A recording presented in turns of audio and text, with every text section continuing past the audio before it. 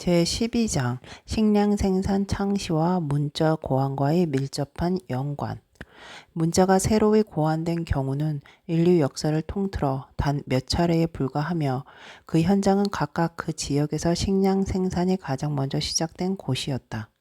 인류사를 연구하고 있는데 문자라는 현상은 또 한 가지 중요한 원인, 즉 아이디어와 발명품의 전파 난이도에 작용하는 지리적 영향을 탐구하는 데 특히 유용하다.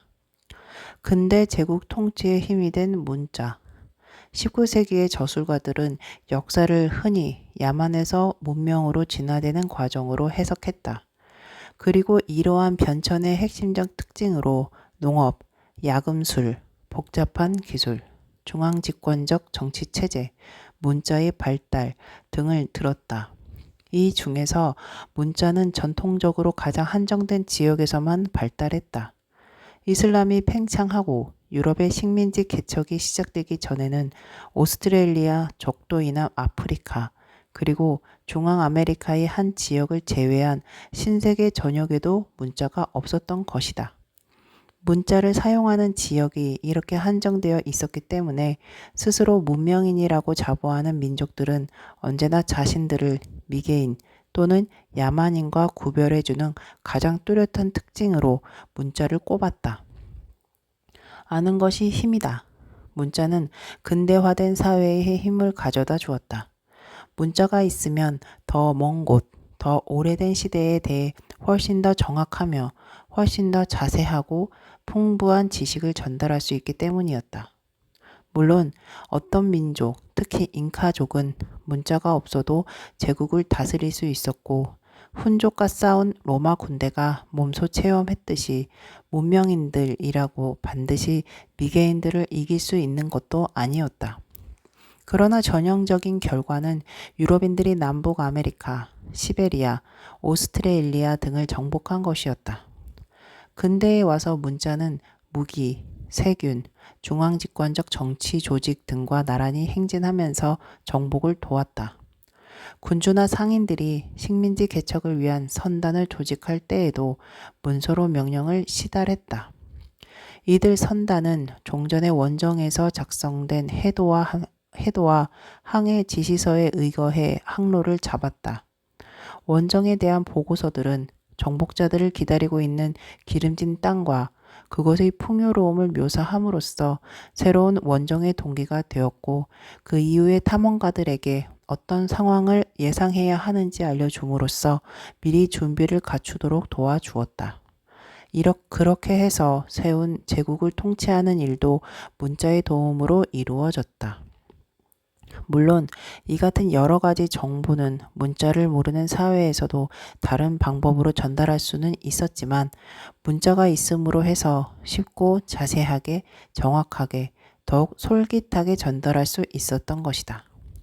그렇다면 이렇게 엄청난 가치를 지니고 있는 문자를 어째서 어떤 민족은 발달시키고 또 어떤 민족은 그렇지 못했을까? 전통적인 수렵 채집민들은 왜 문자를 고안하거나 도입하지 않았을까? 도서 제국 중에서도 왜 미노스 문명 시대 크레타에는 문자가 있었고 폴리네시아의 통가에는 없었을까? 인류의 역사에서 문자가 만들어진 것은 모두 몇 번이었으며 어떤 상황에서 또 어떤 용도로 만들어졌을까? 문자를 만들어낸 민족 중에서도 왜 어떤 민족은 다른 민족보다 일찍 만들었을까? 오늘날의 일본인과 스칸디나비아인 중에는 문맹자가 거의 없고 이라크인은 문맹자가 대부분이다. 그런데도 어째서 문자가 만들어진 시기는 오히려 이라크가 거의 4,000년이나 앞섰을까? 문자가 그 발원지에서 확산되는 과정에서도 몇 가지 중요한 문제가 제기된다. 어째서 비옥한 초승달 지대의 문자는 에티오피아와 아라비아로 전파되었고 또 어째서 멕시코 문자는 안데스로 전파되지 못했을까? 문자 체계는 그대로 복사되어 전파되었을까? 아니면 기존의 체계를 보고 자극을 받은 이웃 민족들이 스스로 새로운 체계를 만들어냈을까? 어떤 언어에 잘 들이맞는 문자 체계를 보게 되었을 때 다른 언어를 위한 문자 체계를 만들어내는 방법은 무엇일까? 문자 이외에도 기술, 종교, 식량 생산 같은 인류 문화에서 나타나는 여러 가지 측면의 기원과 전파에 대해 이해하려고 할 때마다 우리는 이런 문제들과 마주치게 된다. 그 중에서도 특히 문자에 얽힌 이러한 문제에 관심을 가진 역사학자는 바로 그 문자로 작성된 기록에서 매우 자세한 대답을 얻는 경우가 많다는 이점을 가지고 있다.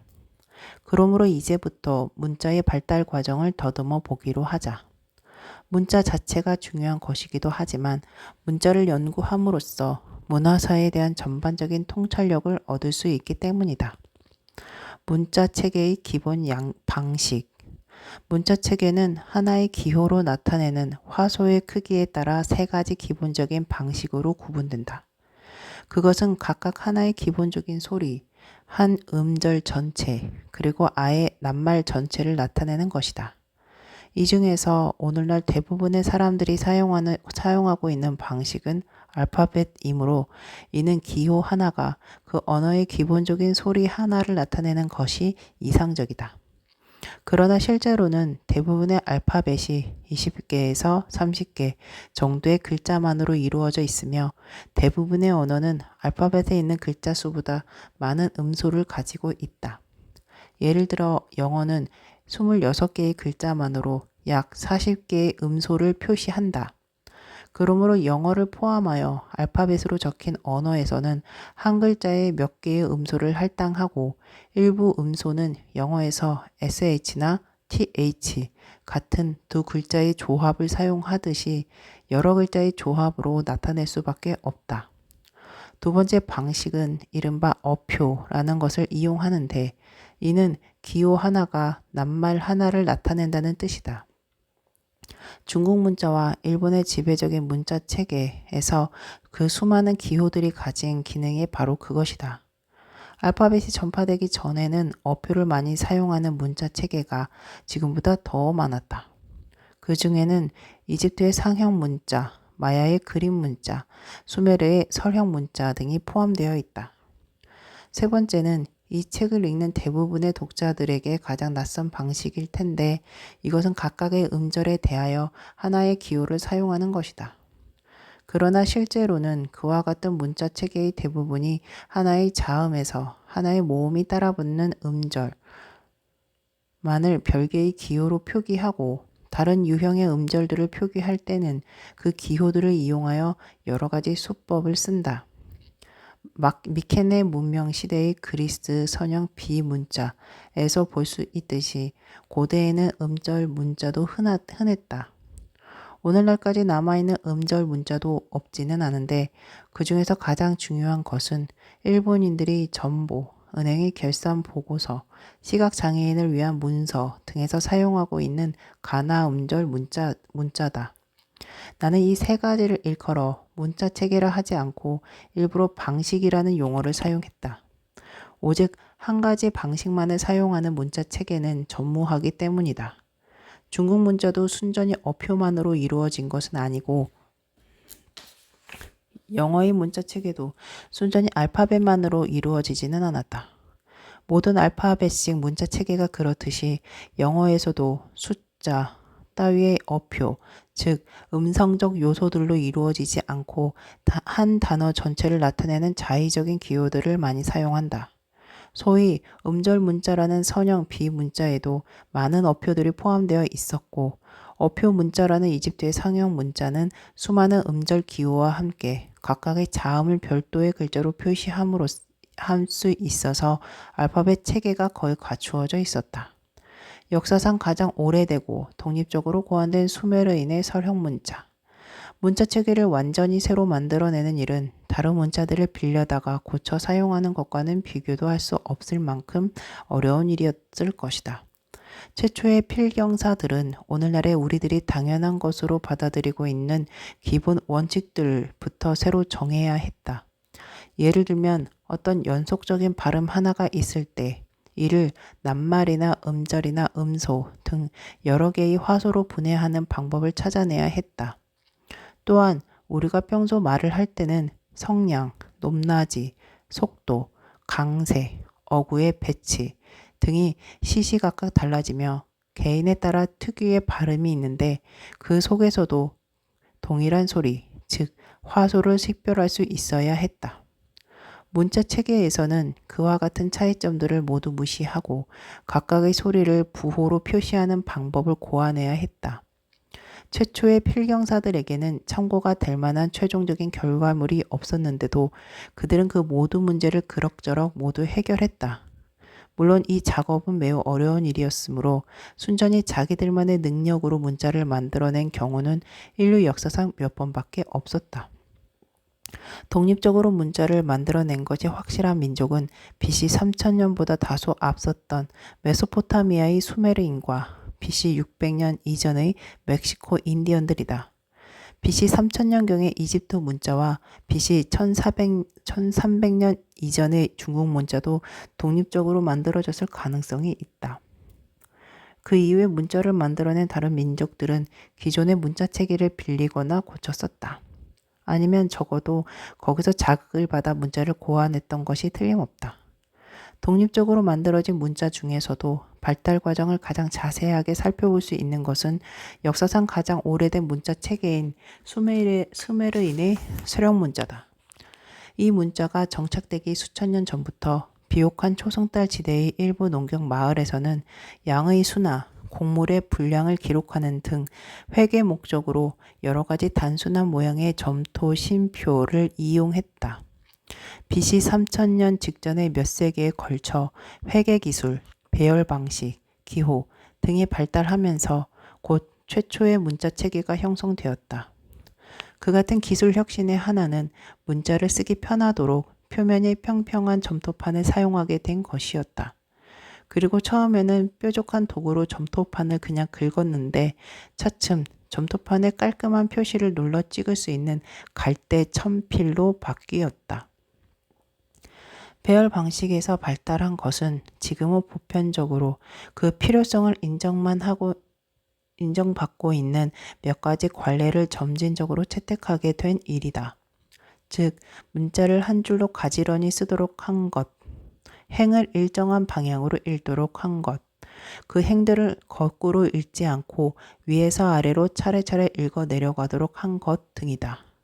그러나 결정적인 변화는 사실상 모든 문자 체계에 내재하는 근본적인 문제, 즉 발음과는 무관한 어떤 관념이나 낱말뿐만 아니라 실제 발음도 나타낼 수 있도록 눈에 보이는 약속된 부호들을 고안하는 문제를 해결한 일이었다. 이 해결책이 발달하기 시작한 초기 단계의 모습은 특히 현대의 바그다드로부터 320km 동남쪽 유프라테스 강변에 자리했던 고대 수메르의 도시 우르크의 예터에서 발굴된 수천 개의 점토판을 통해 확인할 수 있었다. 수메르 문자 최초의 기호들은 각각 무엇을 가리키는지 식별할 수 있는 그림이었다. 자연히 이 그림 부호들은 주로 눈에 보이는 사물을 나타내는 명사나 숫자였고 그 내용도 전보용 양문처럼 문법적인 요소들이 생략된 회계 기록에 불과했다. 이 같은 기호들의 형태는 차츰 추상적으로 변해갔다. 특히 뾰족한 도구들이 갈대 첨필로 바뀌면서 그러한 변화는 더욱 심화되었다. 그리고 새로운 의미를 나타내기 위해 기존의 기호들을 조합한 새로운 기호들이 만들어졌다. 예를 들자면 먹는다는 의미의 기호를 만들기 위해 머리를 뜻하는 기호와 빵을 뜻하는 기호를 결합시켰다. 초기의 수메르 문자는 비음성적인 어표들로 구성되어 있었다. 즉 수메르 언어의 특정한 소리를 나타내는 것이 아니었으므로 다른 언어로 읽더라도 발음만 판이하게 달라질 뿐 의미는 똑같은 것이었다. 가령 4라는 숫자를 영어, 러시아어, 핀란드어, 인도네시아어로 읽으면 각각 포, 치트이레, 넬리에, 엠파트로 발음되는 것처럼 말이다. 문자의 역사를 통틀어 가장 중요한 진전을 보인 한 가지만 고른다면 그것은 아마도 수메르인들이 음성 표기법을 도입한 일일 것이다. 처음에는 추상 명사를 쓰기 시작했다. 즉 그림으로 그릴 수 있는 명사 중에서 발음이 같은 기호를 이용했던 것이다. 예를 들자면 화살이라는 것을 식별할 수 있는 그림을 그리기는 쉽지만 목숨을 그림으로 나타내기는 어려웠다. 스메르어에서는 둘 다 T라고 발음되므로 화살 그림은 화살과 목숨을 모두 뜻하게 되었다. 그 결과 의미가 모호해졌지만 거기에 이른바 한정부호라는 음가 없는 기호를 덧붙여 그 명사가 속해 있는 범주를 지정해 줌으로써 이 문제를 해결했다. 언어학자들은 오늘날의 말장난에서도 흔히 발견되는 이 획기적인 혁신을 일컬어 리버스 원리라고 부른다. 이러한 표음 원리를 생각해낸 수메르인들은 단순히 추상 명사를 만드는 수준에만 그치지 않고 훨씬 더 나아갔다. 그들은 이 원리를 응용하여 문법적인 어미에 해당하는 음절이나 글자들을 쓰기 시작했다. 예를 들자면 영어의 많은 tion 이라는 음절을 그림으로 그리거나 어렵지만 그 대신 발음이 똑같은 shun 이라는 동사를 그림으로 나타낼 수 있다. 음성으로 읽히는 기호들은 긴 낱말의 철자를 표시할 때에도 이용되었다. 각각의 음절을 나타내는 그림들을 차례로 늘어놓았던 것이다. 가령 영어를 쓰는 사람이라면 빌리브라는 낱말을 쓰기 위해 벌과 나뭇잎을 그리는 식이다. 또한 음성 기호 덕분에 필경사들은 여러 개의 관련된 낱말에 모두 똑같은 그림 기호를 사용하면서도 거기에 음성으로 읽히는 기호를 덧붙여 모호함을 없앨 수 있었다. 그리하여 수메르인의 문자에는 세 가지 유형의 기호들이 복잡하게 뒤섞이게 되었다. 첫째, 한 낱말이나 명사 전체를 뜻하는 어표. 둘째, 음절, 글자, 문법적 요소, 낱말의 일부분 등을 나타내는 음성 기호. 마지막으로 발음되지는 않지만 모호함을 해결하는 데 이용되는 한정부호 등이 있었다. 그렇지만 수메르 문자에 포함된 음성 기호들은 완전한 음절 문자나 알파벳이라고 하기에는 턱없이 부족했다. 수메르어의 일부 음절들을 나타낼 수 있는 기호가 없었고 같은 기호가 다르게 발음될 수도 있었으며 같은 기호를 낱말, 음절, 글자 등으로 다양하게 읽을 수도 있었다. 인간의 보편적 창의성 입증하는 문자 체계. 수메르의 설형 문자 이외에는 인류 역사에서 독립적으로 문자가 발생한 것이 확실한 또 한 예는 중앙아메리카, 특히 멕시코 남부에 있었던 것으로 추정되는 아메리카 원주민 사회다. 중앙아메리카 문자는 9세계의 문자와는 별도로 발생한 것으로 생각된다. 옛 스칸디나비아인들 이전에는 신세계 사회가 문자를 가진 9세계 사회와 접촉했다는 신빙성 있는 증거가 없기 때문이다. 더욱이 중앙아메리카 문자의 기호들은 9세계의 것과는 전혀 달랐다. 연암은 종류의 중앙아메리카 문자가 알려져 있는데 이들은 전부 또는 대부분이 서로 관련된 것으로 보이며 대부분은 아직 부분적으로만 해독되었을 뿐이다. 현재까지 중앙아메리카에서 발견된 문헌 중에서 가장 오래된 것은 BC 600년경 멕시코 남부의 사포텍 지역에서 나온 것이지만 해독이 가장 잘된 문헌은 단연 마야 저지대의 것으로 이 지역 문헌에 적혀있는 가장 오래된 연대는 AD 292년에 해당한다. 마야 문자는 독립적으로 발생했고 기호의 형태도 독특하지만 구성 원리는 본질적으로 수메르 문자 및 거기서 자극을 받아 만들어진 서유라시아의 다른 문자 체계들이 구성된 원리와 흡사하다. 수메르 문자처럼 마야 문자도 어표와 음성 기호를 모두 사용했다. 추상적인 낱말을 위한 어표들은 종종 리버스 원리를 바탕으로 고안되었다. 다시 말해 추상적인 낱말을 쓸 때는 발음은 비슷하지만 간단히 그림으로 나타낼 수 있는 다른 의미를 가진 낱말을 뜻하는 기호를 이용했던 것이다.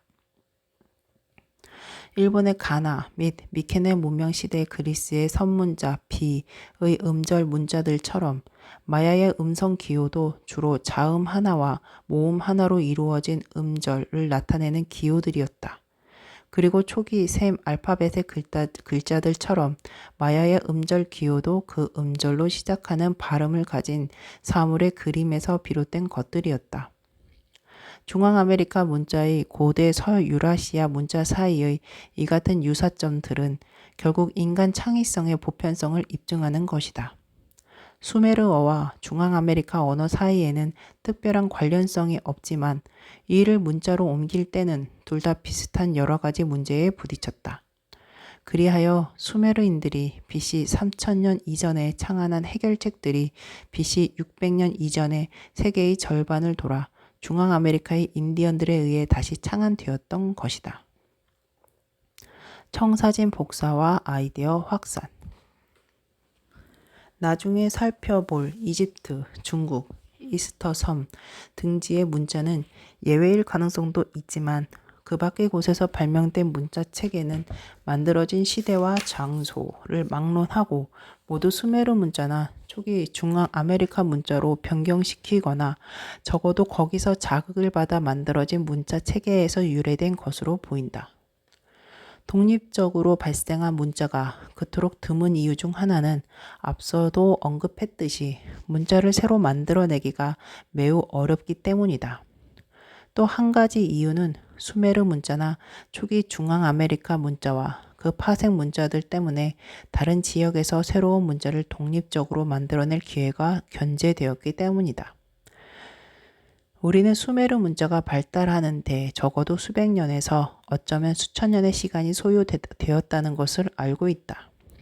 문자가 발달하기 위해서는 어떤 인간 사회가 과연 문자의 유용성을 느끼느냐 마느냐, 그리고 그 사회가 문자를 사용하는 데 필요한 전문 필경사들을 뒷받침할 수 있느냐 없느냐를 결정하는 몇 가지 요소들이 선행되어야 했다.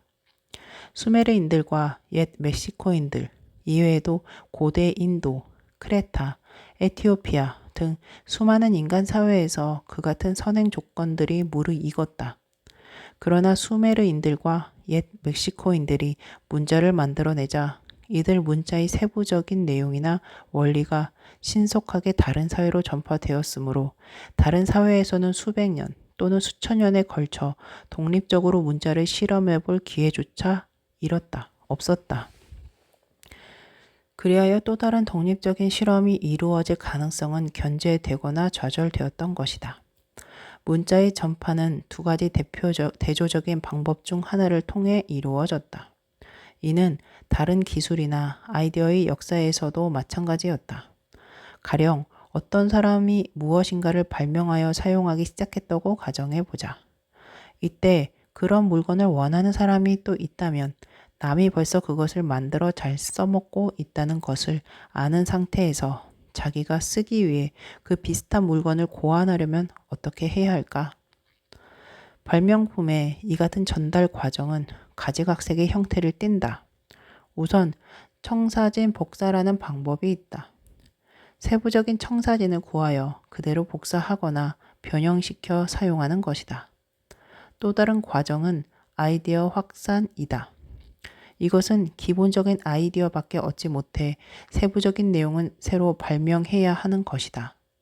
어떤 일이 가능하다는 것을 알게 되면 자기도 그 일을 해보고 싶어지는데 스스로 찾아낸 해결책이 첫 발명가의 것과 비슷할 수도 있고 그렇지 않을 수도 있다. 최근의 예를 들자면 역사학자들은 러시아가 원자폭탄을 만들 때 청사진 복사와 아이디어 확산 중에서 어느 것이 더 크게 작용했는지를 대해서 아직도 논쟁을 계속하고 있다. 러시아의 폭탄 제조 노력은 결정적으로 미국에서 이미 만들어진 폭탄의 청사진을 스파이들이 훔쳐내서 러시아에 전달했기 때문에 가능했을까?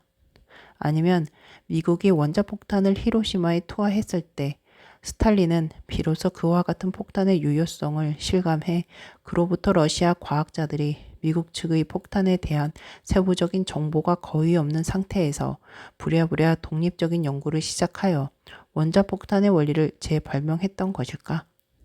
이 같은 의문들은 바퀴, 피라미드, 화약 등의 발달사에 대해서도 똑같이 제기될 수 있다. 지금부터 청사진 복사와 아이디어 확산이 문자체계의 전파 과정에서 어떻게 작용했는지 살펴보기로 하자.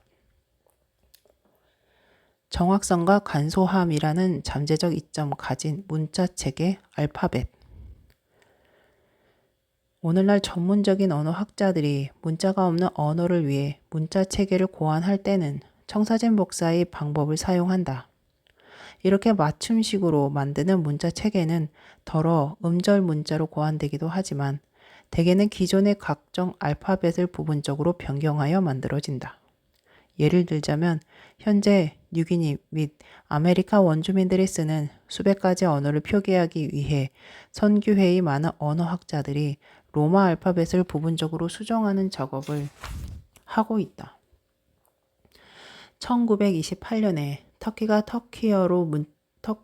터키어를 문자를 기록하기 위해 부분 수정된 로마 알파벳을 채택할 때, 그리고 러시아의 많은 부족 언어들을 위하여 부분 수정된 각종 키릴 알파벳을 고안할 때에 정부 측 언어학자들이 대거 동원되었다.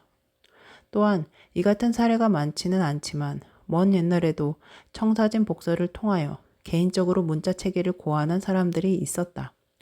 예를 들자면 키릴 알파벳은 AD 9세기에 그리스로부터 슬라브족에게 선교사로 파견되었던 성 키릴이 그리스 문자와 헤브라이 글자를 고쳐 만든 문자에서 유래되었다. 게르만계 언어로 된 문헌 중에서 지금까지 남아있는 가장 오래된 기록은 AD 4세기에 현재 불가리아의 서고트족과 함께 살았던 울필라스 주교라는 선교사가 창제한 고딕 알파벳으로 적혀 있다. 성 키릴의 발명품이 그렇듯이 울필라스의 알파벳도 여기저기서 빌린 글자들을 뒤섞어 놓은 것이었다. 20개 가량은 그리스 글자였고 5개 가량은 로마 글자, 그리고 2개는 룬 알파벳에서 따왔거나 울필라스 자신이 만들어냈다. 그런데 옛날에 만들어진 유명한 알파벳 중에는 그것을 고안한 사람에 대해 아무것도 알 수 없는 경우가 훨씬 더 많다. 하지만 이렇게 과거에 새로 나타난 알파벳들을 그 이전 것들과 비교하여 글자들의 형태를 보고 기존에 어떤 글자가 모델이 되었는지를 추론할 수는 있다. 이러한 과정을 통해 우리는 미케네 문명 시대 그리스의 음절 문자인 선 문자 B가 BC 1400년경에 미노스 문명 시대 크레타의 음절 문자인 선 문자 A를 고쳐 만들어졌다는 것을 확실할 수 있게 되었다. 이렇게 어떤 언어가 가진 기존의 문자 체계를 청사진으로 이용하여 다른 언어에 맞도록 고쳐 쓴 사례는 수백 가지나 된다. 하지만 2개의 언어에서 사용되는 소리가 모두 일치하는 경우는 없으므로 필연적으로 몇 가지 문제가 생겼다. 어떤 소리가 문자를 빌려주는 쪽의 언어에는 있고 빌려오는 쪽의 언어에는 없을 때 물려받은 글자 중에서 그 소리를 나타내는 글자 또는 기호는 버려졌다. 예를 들자면 많은 유럽 언어에서 B, C, F, G, W, X, G 등의 글자로 표시되는 소리들이 핀란드어에는 없으므로 핀란드인들은 로마 알파벳을 받아들이면서 이런 글자들을 포기했다. 또한 이와 반대되는 문제도 흔히 발생했다. 빌려주는 쪽의 언어에는 없고 빌려오는 쪽의 언어에만 있는 새로운 소리를 나타내기 위한 글자들을 고안해야 했던 것이다. 이 문제를 해결하는 방법에는 여러 가지가 있다. 구체적으로 2 글자 이상의 의미로 조합하여 사용하는 방법, 기존의 글자의 작은 구별 부호를 덧붙이는 방법, 빌려오는 쪽의 언어에는 쓸모없는 기존의 글자들을 제멋대로 쓰는 방법, 그리고 아예 새로운 글자를 고안하는 방법 등이다. 로마 알파벳도 오랜 기간에 걸친 청사진 복사의 최종 산물이었다. 인류 역사에서 알파벳이 생겨난 것은 한 번뿐이었던 것으로 보인다. 그 시기는 BC 2000년에서 1000년, 주인공은 현대의 시리아로부터 시나이 반도에 이르는 지역에 살면서 샘어를 사용하던 사람들이었다. 역사상 모든 알파벳, 그리고 현존하고 있는 모든 알파벳은 궁극적으로 이 샘 알파벳의 조상으로부터 유래되었던 것이다. 더러는 아이디어 확산을 통해 만들어지기도 했지만 대부분의 경우 글자 형태를 그대로 복사하거나 수정하여 만들어졌다. 이 같은 알파벳의 발달 과정은 이집트의 상형 문자까지 거슬러 올라갈 수 있다. 거기에는 이집트어의 자음 24개를 나타낼 수 있는 24개의 기호가 모두 갖추어져 있었다. 그 다음에는 그 밖의 어표, 한정, 부호, 기호, 따위를 모두 버리고 이 자음들을 둘씩, 셋씩 짝지어 자음 알파벳만을 사용하는 것이 논리적인 단계인데 이집트인들은 그렇게 하지 않았다. 그 대신 BC 1700년경 이집트의 상형 문자를 알고 있던 셈족이 이 논리적인 단계를 밟아 실험하기 시작했다. 다른 기호를 포기하고 단자음을 나타내는 기호들만 사용하기 시작한 것은 알파벳을 다른 문자 체계와 구별해주는 세 가지 중대한 혁신 중에서 첫 번째에 불과했다. 두 번째 혁신은 글자들을 고정된 순서대로 배열하고 각각의 글자에 기억하기 쉬운 이름을 붙여 알파벳을 암기하기 편하게 하는 일이었다. 영어에서 사용하는 이름들은 대개 아무 의미도 없는 단음절, 그러나 셈 알파벳에 붙여진 셈어로 된 이름에는 의미가 있었다. 이 같은 셈어 낱말들은 각각 그것이 지칭하는 셈 알파벳의 자음과 두음법적으로 연결되어 있었다. 다시 말해서 각각의 사물을 가리키는 낱말의 첫 글자는 그 사물의 이름을 딴 글자이기도 했다는 뜻이다. 더욱이 셈 알파벳 글자들의 가장 오래된 형태는 그 사물을 묘사한 그림으로 보일 때가 많다. 이 같은 특징들 덕택에 셈 알파벳의 글자들은 형태, 이름, 순서 등을 기억하기가 쉬웠다. 영어를 포함하여 현대의 많은 알파벳들은 3000년이 넘도록 약간의 변화 이외에는 원래의 순서를 그대로 유지하고 있다. 사소한 변화 하나는 독자들도 이미 눈치챘겠지만 셈 알파벳과 그리스 알파벳은 G는 로마 알파벳과 영어 알파벳의 C로 바뀌었으며 로마인들은 새로운 G를 만들어 현재의 자리에 넣은 것이다. 현대 알파벳으로 이어지는 세 번째이자 마지막 혁신은 모음을 마련한 일이었다. 셈 알파벳의 초창기에 이미 자음 글자의 모음을 지시하는 작은 특수 글자를 덧붙이거나 점, 선, 나표, 따위를 추가하는 등 모음 사용을 실험하기 시작했다. BC 800년에서 700년에 그리스인들은 자음에 사용되는 글자들과 동일한 유형의 글자들을 가지고 모든 모음을 체계적으로 표시하기 시작한 최초의 민족이 되었다. 그리스인들은 페니키아 알파벳에서 그리스어에 없는 자음들을 나타내는 5글자의 형태를 빌려와서 제멋대로 자기들의 모음 글자로 사용했다. 이 최초의 셈계 알파벳들 중에서 한 계열은 청사진 복사와 발전적 수정을 통해 초기 아라비아 알파벳을 거쳐 다시 현대의 에티오피아 알파벳으로 이어졌다. 그보다 훨씬 더 중요한 또 하나의 계열은 페르시아 제국의 공문서에 사용되었던 아랍어 알파벳을 거쳐 현대의 아랍어, 헤브라이어, 인도어, 동남아시아어 등의 알파벳으로 발전했다. 그러나 유럽이나 미국의 독자들에게 가장 낯익은 계열은 BC 8세기 초엽 이전 페니키아 알파벳과 그리스 알파벳으로 이어졌다가 거기서 다시 BC 8세기 동안에 에트루리아 알파벳으로 그리고 다음 세기에는 로마 알파벳으로 이어진 계열이다. 이 로마 알파벳은 약간의 수정을 거친 후 바로 지금 우리가 쓰는 알파벳이 되었다. 알파벳은 정확성과 간소함을 겸비했다는 잠재적 이점 때문에 오늘날 현대 세계의 대부분 지역에서 채택되고 있는 문자 체계다. 아이디어 확산을 통해 만들어진 체로키족 문자. 청사진 복사와 수정은 기술을 전달하는 가장 간단한 방법이지만 때로는 이 방법이 불가능한 경우도 있다. 청사진은 비밀로 지켜질 수도 있고 이미 그 기술을 잘 알고 있는 사람이 아니면 이해하지 못할 수도 있다. 어느 먼 곳에서 어떤 발명품이 만들어졌다는 소문을 들리는데 그 자세한 내용은 전달되지 않고 기본적인 아이디어만 알려질 수도 있다. 가령 어떤 사람이 이러저러한 최종 결과물을 만드는 데 성공했다더라 하는 식으로 말이다. 그러나 이 정도만 알게 되어도 사람들은 아이디어 확산에 의해 자극을 받고 그 같은 결과를 위해 스스로 방법을 강구하게 된다. 문자의 역사에서 매우 인상적인 한 사례는 1820년경 아칸소 주에서 세키이아라라는 체로키족 인디언이 체로키 말을 적기 위해 음절 문자를 새로 고안한 일이다.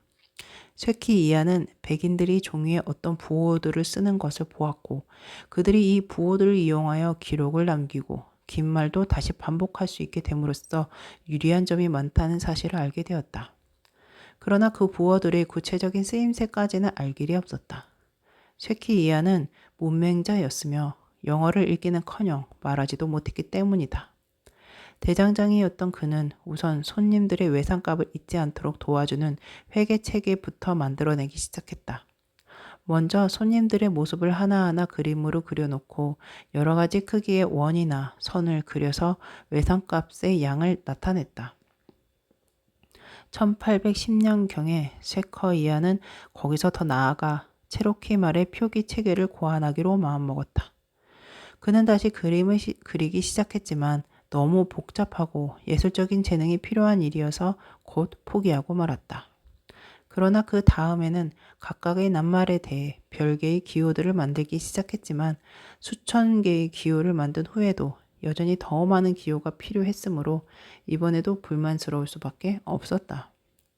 그러다가 마침내 쇠커이아는 낱말을 구성하고 있는 소리들의 수가 얼마 되지 않으며 이 소리들이 수많은 낱말에서 반복적으로 나타난다는 사실을 깨닫게 되었다. 그래서 처음에는 200개의 음절 기호를 고안했다가 차츰 85개로 줄였다. 그 대부분은 자음 하나와 모음 하나의 조합을 나타내는 것들이었다. 이 같은 기호들의 한 출처로서 쇠커이아는 어느 학교 교사가 준 영어 철자법 책에서 글자들을 베껴왔다. 그래서 그가 만든 체로키 말의 음절 기호 중에서 20여 개는 그 글자들에서 직접 따온 것이다. 물론 쇠커이아는 영어에서의 의미를 알지 못했으므로 그 글자들의 의미는 완전히 달라졌다. 예를 들자면 그는 D, R, B, H의 모양을 따서 각각 체로키 음절 아, 에, 시, 니를 나타냈고 숫자 4의 모양을 빌렸다가 세라는 음절로 사용했다. 그리고 영어의 글자를 고쳐서 다른 기호들을 만들기도 했는데 등을 고안하여 각각 유, 사, 나 등의 음절을 표시했다. 또 몇 개의 기호는 전적으로 나타내는 등을 전적으로 쇠커이아가 만든 것들인데 각각 호, 리, 누라는 음절을 나타내는 등을 그러했다.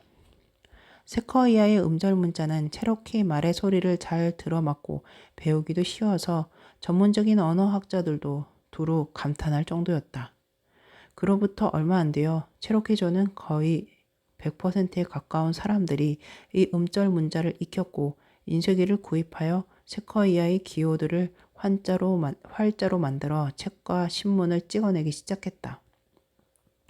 지금까지도 체로키족의 문자는 아이디어 확산을 통해 만들어진 문자의 가장 확실한 사례로 손꼽히고 있다. 우리는 쇠커이아가 종이를 비롯한 필기류, 문자 체계에 대한 아이디어, 서로 다른 부호들을 사용해야 한다는 아이디어, 그리고 수십 개의 부호 문양 등을 외부로부터 받아들였음을 알고 있다.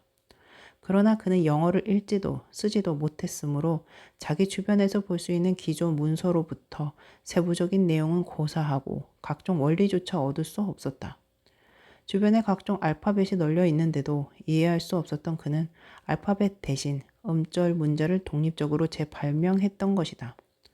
크레타 섬의 미노스인들이 벌써 3500년 전에 음절 문자를 발명했다는 사실도 모르는 채 말이다. 외부의 영향을 받고 아이디어 확산을 통해 고안된 문자 체계들. 오늘날 옛날에도 오랜 옛날에도 아이디어 확산을 통해 만들어진 문자 체계가 많았다. 세쿼이아의 사례는 그 과정을 엿볼 수 있는 하나의 모델이라고 할 수 있다.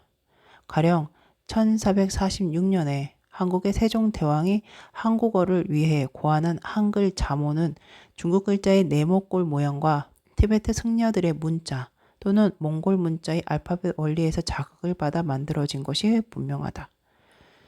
그러나 세종대왕은 자음과 모음의 형태는 물론이고 한글 자모에만 있는 몇 가지 독특한 특징들도 새로 발명했다.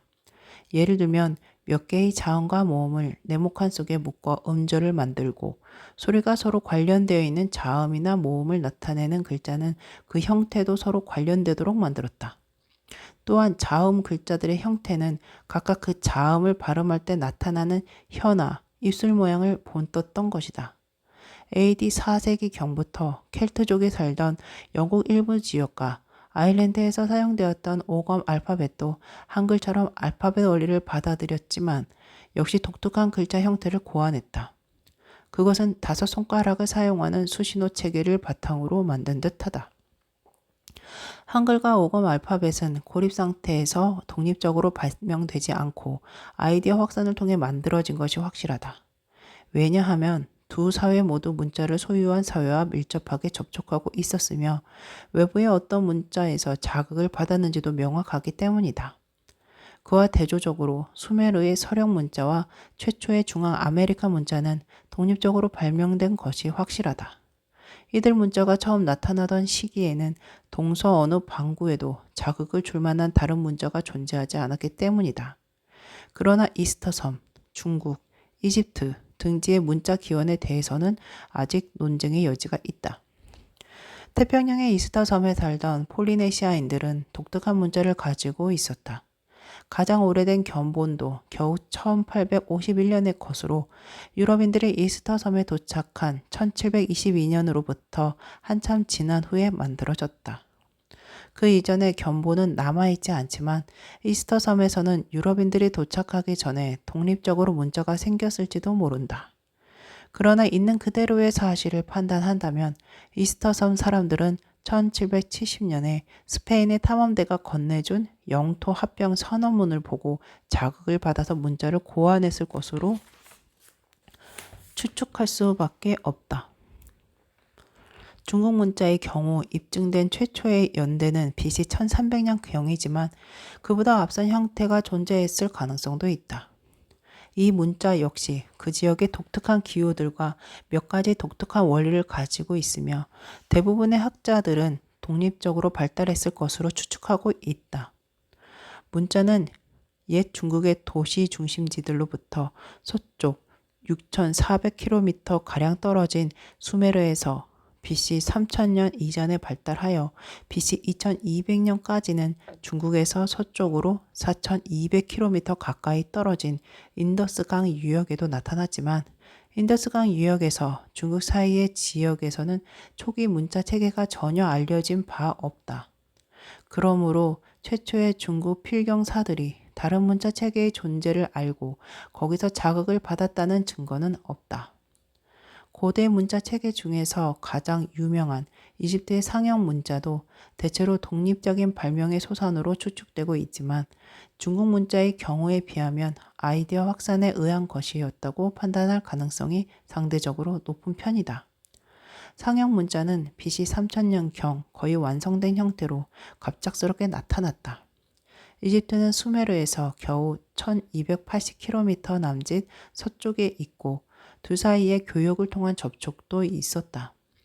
그리고 내가 보기에는 상형 문자의 점진적 발달 과정을 보여주는 증거물들이 전혀 남아있지 않다는 것도 좀 수상쩍다. 왜냐하면 이집트의 건조 기후는 문자에 대한 초기 실험의 증거물들이 잘 보존될 수 있는 환경이고 더군다나 이집트와 비슷한 건조 기후를 가진 수메르에서는 BC 3000년 이전 적어도 몇 세기에 걸쳐 수메르 서령 문자가 발달되는 과정을 보여주는 증거물들이 많이 나타났기 때문이다. 수메르 문자와 이집트 문자가 만들어진 이후 이란, 크레타, 터키에서 나타난 문자 체계도 수상쩍기는 마찬가지다.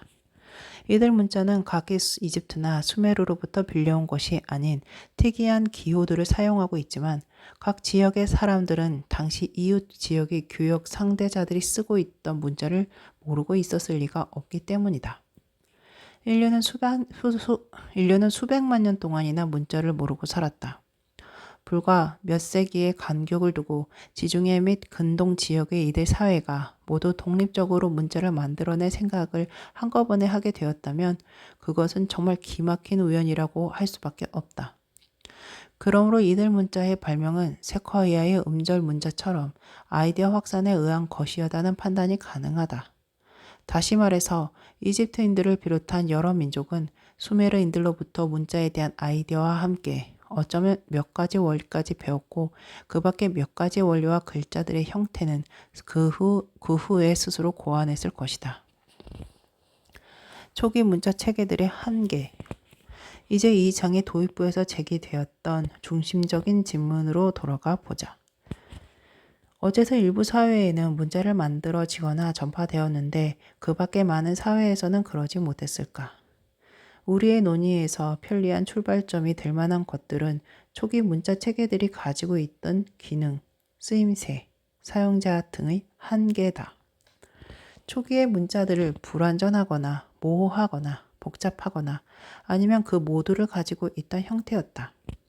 예를 들면 가장 오래된 수메르 서령 문자로는 정상적인 산문이 아니라 전보용 양문에 가까운 문장밖에 쓸 수 없었다. 어휘라고는 이름, 숫자, 도량형, 헤아리는 사물을 가리키는 낱말, 몇 개의 형용사 정도가 고작이었기 때문이다. 가령 오늘날 미국의 법원 서기를 예를 들자면 살찐 양 27마리를 국가에 인도할 것을 존에게 명령한다 라고 써야 하는데 그 문장에 필요한 낱말이나 문법이 영어에는 없어서 그저 존 27 살찐 양 1억 곱하기 쓰지 못하는 것과 같은 상황이었다. 그 중에는 수메르 서령 문자로도 산문을 쓸 수 있게 되었지만 그나마도 앞서 설명한 것처럼 어표, 음성 기호, 발음하지 않는 한정 부호 등 모두 수백 개에 달하는 기호들이 마구 뒤섞여 있는 지저분한 체계를 통해서만 겨우 가능했다. 미케데 문명 시대 그리스의 문자였던 선문자 B는 그보다 더 단순한 형태로 90개 가량의 기호로 이루어진 음절 문자와 어표들로 구성되어 있었다. 그러나 선문자 B의 이 같은 장점은 심한 모호함 때문에 상쇄되고 말았다. 이 문자는 낱말 끝에 오는 자음을 모두 생략했고 몇 개의 관련된 자음을 한 개의 기호로 나타냈던 것이다. 일본에서 태어나고 자란 사람들이 영어를 할 때 I와 R을 제대로 구별하지 않아서 얼마나 헷갈리게 만드는지를 잘 알고 있다. 그런데 방금 영어 알파벳에서 언급한 자음들을 구별하지 않고 일본인들처럼 한 가지로 쓴다면 그때는 얼마나 더 헷갈리게 될지 상상해 보라. 그렇게 된다면 우리는 RAP, LAP, LAB, LAUGH 를 모두 똑같은 철자로 써야 할 것이다. 이 문제와 관련된 또 하나의 한계는 이들 초기 문자를 몇 사람밖에 배우지 못했다는 점이다. 문자에 대한 지식은 왕이나 사원에 고용된 전문적인 필경사에게 국한되어 있었다. 예를 들자면 선문자 B의 경우 미케네 문명 시대의 그리스인들 중에서 소수의 공정 관료 이외에는 그 문자를 사용하거나 이해한 기미가 안 보인다. 선문자 B의 필경사들은 보존된 문서의 필적들을 통해 모두 구별할 수 있다. 크노소스 궁전과 필로스 궁전에서 나온 선문자 B로 쓰인 문서는 각각 75명과 40명의 필경사들이 작성한 것임을 알 수 있다. 이처럼 전보문에 가깝고 투박하며 모호한 초기 문자들은 그 쓰임새 역시 사용자들의 숫자만큼이나 제한적이었다. BC 3000년의 수메르인들이 무엇을 생각하고 느꼈는지 알고 싶어하는 사람이 있다면 실망할 수밖에 없을 것이다. 최초의 수메르 문헌들은 모두 감정을 배제한 궁전이나 사원 관료들의 기록이기 때문이다. 우르크시 수메르 최초의 기록 보관소에서 발굴된 점토판의 90%는 걷어들인 물품, 일꾼에게 지급한 식량, 농산물의 배분 따위에 대한 사무 기록에 불과했다. 그러다가 나중에 어표의 수준을 넘어서 음성 문자를 발달시키게 되자 비로소 수메르인들은 선전이나 신화 등의 산문을 쓰기 시작했다. 미케네 문명 시대의 그리스인들은 그 같은 선전 신화의 단계에도 이르지 못했다. 크노소스 궁전에서 나온 선문자 비점토판의 3분의 1은 양이나 양털에 대한 회계 기록이었고 필로스 궁전의 경우에는 아마에 대한 기록이 터무니없을 만큼 많은 부분을 차지하고 있었다. 선문자 B는 본질적으로 너무 모호해서 궁전 회계사들만 사용했고 이들이 취급하는 내용도 낱말도 선택폭이 좁았기 때문에 명료한 해석이 가능했다. 이 문자가 문학에 이용되었다는 흔적은 발견된 바 없다. 일리아스와 오디세이아는 문자를 모르는 음유 시인들이 역시 문자를 모르는 청중들을 위해 짓고 퍼뜨린 것인데 그로부터 수백 년 후 그리스 알파벳이 만들어지기까지 문자로 옮겨지지 못했다. 이집트, 중앙아메리카, 중국 등지의 초기 문자도 그처럼 쓰임새가 제한되어 있었다. 초기 이집트 상형 문자는 종교 및 국가의 선전이나 관료들의 기록 따위에 사용되었다. 현존하는 마야 문명도 주로 선전, 왕의 생일, 즉위, 승리, 사제의 천문, 관측 따위를 다루고 있다. 중국 문헌에서 가장 오래된 상, 왕조 말기의 것으로 나란일에 대한 종교적 언급이 갑골에 새겨져 있다. 상나라 문헌의 한 예를 보자. 임금에서 금의 뜻을 살피시고 이 아이가 경일에 태어난다면 지극히 상서로운 조짐이로다 하시니라. 초기 문자 체계는 그 모호함 때문에 문자 기능이 몇 가지로 제한되었고 소수의 필경사들만 사용할 수 있었다. 오늘날의 우리들로서는 이들 사회가 어째서 그 모호함을 그냥 내버려 두었는지 의문을 품기 쉽다. 그러나 이러한 의문을 갖는다는 것 자체가 이미 대중의 문자 사용을 당연시하는 현대와 고대 시각의 괴리를 보여주는 일이다. 초기 문자의 의도적인 사용 제한은 덜 모호한 문자 체계를 고안하려는 의욕을 적극적으로 막는 작용을 했다. 고대 수메르의 왕이나 사제들은 전문적인 필경사들이 거둬들여야 할 양의 수를 기록하는데 문자 사용을 바랐을 뿐 일반 대중이 시를 쓰거나 음모를 꾸미는데 사용하는 것은 원하지 않았다. 인류학자 클로드 레비스트로스가 말했듯이 고대 문자의 주된 기능은 타인의 애속화를 돕는 일이었던 것이다. 비전문가들이 문자를 개인적으로 사용하게 된 것은 그로부터 한참 후, 즉 문자 체계가 점점 간소해지고 표현력도 늘어난 뒤였다. 예를 들자면 BC 1200년경 그리스의 미케네 문명이 몰락하면서 선문자 B도 사라졌고 그리스는 다시 문자 이전의 시대로 돌아갔다. 그러다가 BC 8세기에 와서 그리스에 다시 문자가 등장했을 때 이 새로운 그리스 문자는 문자 자체도 그랬지만 사용자와 쓰임새도 완전히 달랐다. 우선 이 문자는 어표들이 뒤섞인 모호한 음절 문자가 아니었고 페니키아의 자음 알파벳을 빌려오고 그리스인들이 모음을 발명하여 더욱 향상시킨 알파벳이었다. 그리고 필경사들만 읽을 수 있고 궁전에서만 읽히던 양의 목록 따위와 달리 처음 나타나던 순간부터 시와 유머의 전달 수단이었으며 각 가정에서 얼마든지 읽을 수 있었다. 예를 들자면 현존하는 가장 오래된 그리스 알파벳은 BC 740년경의 술 항아리에 긁어 새긴 글이다. 그 내용은 춤 경연 대회를 알리는 한 줄의 시다. 제일 날렵하게 춤추는 자가 이 단지를 상으로 받으리라. 그 다음으로 오래된 글은 술잔에 긁어 새긴 강양약 6복역의 삼행시로 그 내용은 다음과 같다. 나는 네스토르의 술잔이로다. 누구든지 이 잔으로 마시는 자는 아름다운 아프로디테의 욕망에 사로잡히리라. 현존하는 가장 오래된 에트루리아 알파벳이나 로마 알파벳도 역시 술잔이나 술병에 새겨진 글이다. 이렇게 쉽게 배울 수 있고 사적인 의사소통에 사용되었던 알파벳이 관료적 공적 용도로 쓰이기 시작한 것은 오히려 나중의 일이었다. 알파벳식 문자 체계의 쓰임새가 발달한 순서는 어표와 음절 문자 등으로 이루어진 종전 체계의 경우와는 정반대였던 것이다. 초기 문자의 쓰임새와 사용자가 제한되어 있었다는 사실은 곧 인류의 발전 과정에서 문자가 그토록 늦게 나타난 이유를 설명해 준다. 독립적으로 발명되었거나 그랬을 가능성이 있는 문자들과 같은 문자 체계를 고쳐 만든 문자들은 모두 사회적으로 계층화되고 복잡한 중앙 집권적 정치 제도를 가지고 있던 사회에서 탄생했다. 이러한 정치 제도와 식량 생산의 필연적 관계에 대해서는 나중에 다시 살펴보게 될 것이다. 지리와 생태가 인간의 발명품 전파에 미친 영향.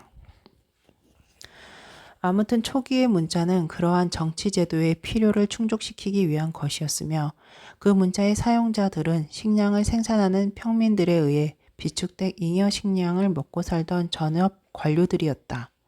한편 수렵 체질민 사회는 문자를 만들어내지도 도입하지도 못했다. 이들은 초기 문자를 사용할 만한 제도적인 쓰임새도 없었거니와 필경사들을 먹여 살리는 데 필요한 잉여 식량을 조달할 수 있는 사회적 농업적 구조도 갖추지 않았기 때문이었다. 그러므로 식량 생산과 그것을 습득한 후 수천 년에 걸친 인류 사회의 발전은 인간의 유행병을 일으키는 세균의 진화와 필수적이었던 것처럼 문자의 진화에도 필수적이었다. 문자는 비옥한 초성달 지대와 멕시코 그리고 어쩌면 중국 등지에서만 독립적으로 발생했다. 그것은 바로 이들 지역이 동서간 반구에서 최초로 식량 생산을 시작한 지역이었기 때문이다. 일단 그 같은 몇몇 사회에서 문자가 발명된 후 교역이나 정복, 종교 등에 의해 유사한 경제 형태와 정치 조직을 가지고 있던 다른 사회로 전파되었던 것이다. 식량 생산은 이렇게 문자가 발달하거나 도입되기 위한 필요 조건이었지만 충분 조건은 되지 못했다.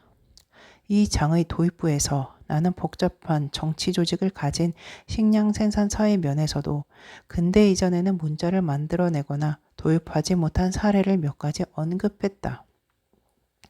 문자를 복잡한 사회의 필수 불가결한 요소로 생각한 우리들 현대인으로서는 얼른 이해하기 어려운 일이다.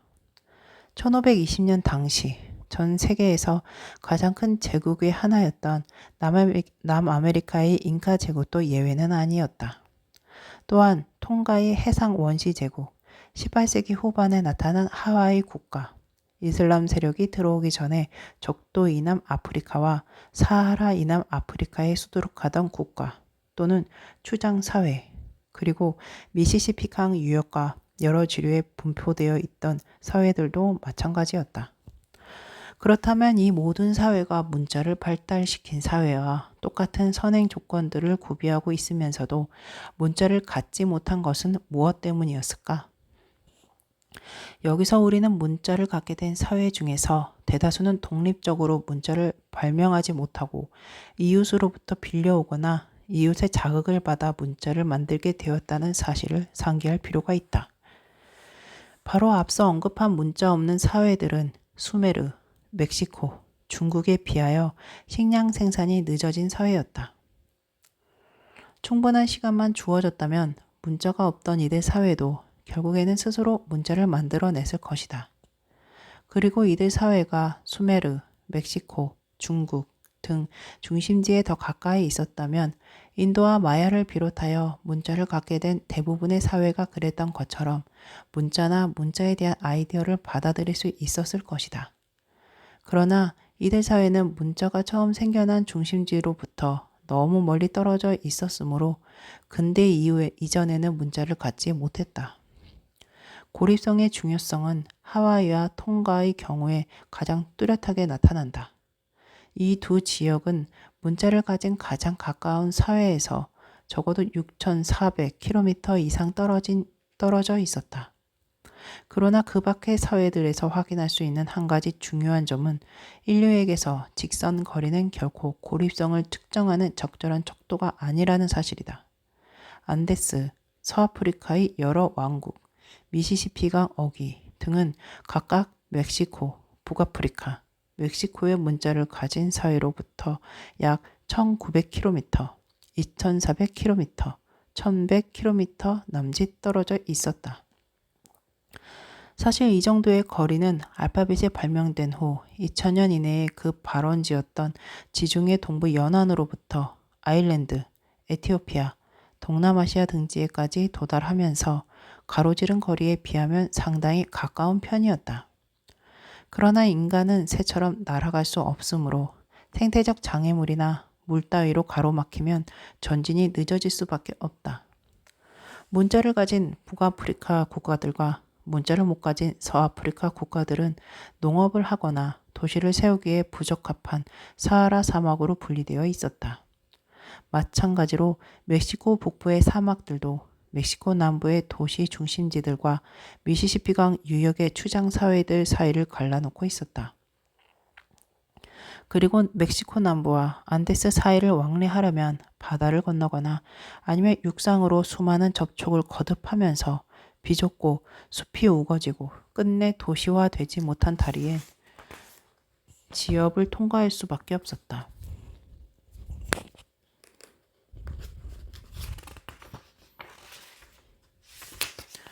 그리하여 안데스, 서아프리카, 미시시피강 유역 등은 문자를 가진 사회로부터 실질적으로 차단되어 있었다. 그렇다고 문자를 갖지 못한 이들 사회가 완전히 고립되어 있었다는 뜻은 아니다. 서아프리카는 결국 사하라 사막을 통해 비옥한 초승달 지대의 가축들을 받아들였고 나중에는 아라비아 문자를 비롯하여 이슬람의 영향도 받았다. 옥수수는 멕시코로부터 안데스로 전파되었고 그보다 느린 속도였지만 멕시코로부터 미시시피강 유역에도 전파되었다. 그러나 제10장에서도 확인했듯이 아프리카와 남북 아메리카에서는 남북축과 각종 생태적 장애물 때문에 농작물과 가축의 확산이 많이 늦어질 수밖에 없었다. 문자의 역사도 살펴보면 인간의 발명품이 전파되는 태도, 지리와 생태가 미친 영향이 이와 놀라울 만큼 유사했다는 것을 알 수 있다.